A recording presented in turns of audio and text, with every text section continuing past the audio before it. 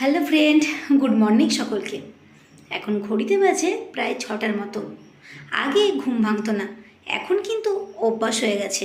আসলে অভ্যাস করার চেষ্টা করছে আর কি। মানুষ তো অভ্যাসের দাস। ঠিক সকালে ঘুম ভেঙে যাচ্ছে, 5টার দিকে অ্যালার্ম দিচ্ছিলাম, কিন্তু এখন আর অ্যালার্মের প্রয়োজন হয় না।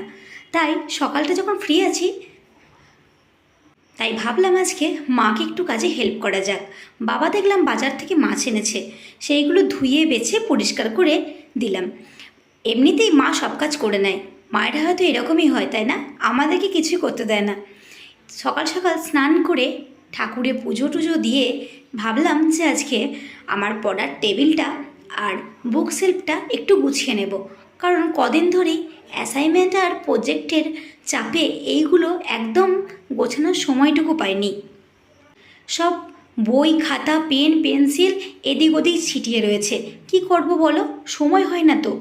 আজকে ঠিক করলাম যখন হাতে একটু সময় আছে এগুলো করে নেওয়া যাক।